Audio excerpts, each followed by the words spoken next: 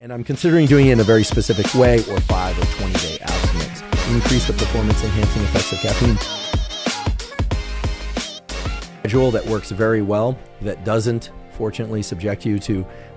long 20-day bouts or 5-day or even 2-day bouts of abstinence. And that's the every other day schedule of caffeine. If you look at the half-life of caffeine and you look at its effects on the dopamine system and its performance-enhancing effects, and how a period of abstinence can, in fact, increase the performance-enhancing effects of caffeine, but also take into consideration that caffeine can be habit-forming and we can develop a sort of tolerance to caffeine. Well, then what emerges from all of that is that being a person who consumes caffeine every other day can actually help you maximize most of the positive effects of caffeine without subjecting you to the kind of misery that occurs if you're accustomed to consuming caffeine every single day and then suddenly go into a 2 or 5 or 20-day abstinence. So I myself have never tried an every other day caffeine approach,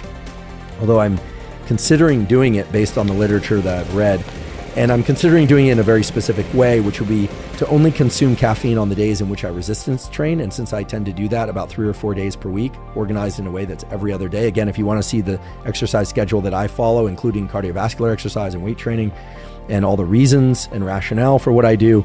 and how it maps onto the scientific literature related to health span and lifespan, vitality, etc., you can find that at hubermanlab.com. And we had a toolkit for fitness that ought to be posted to our website before long. The every other day schedule of caffeine intake, to me, seems like the most rational one if one wants to maximize on the performance-enhancing effects of caffeine without suffering the effects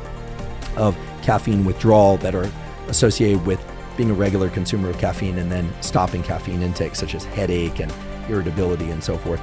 Not I nor anyone in my life wants me to experience those effects, and I'm sure you don't want to experience those effects for you either. So if you're somebody that decides to try the every other day protocol, or you are somebody who's already doing that protocol, please let me know what your experiences with that are. At least by my read of the literature on caffeine and its performance-enhancing effects, but also the effects of caffeine on neurotransmitter and hormone systems, the every other day caffeine schedule does seem to be the most rational and scientifically grounded one in order to maximize on all those effects.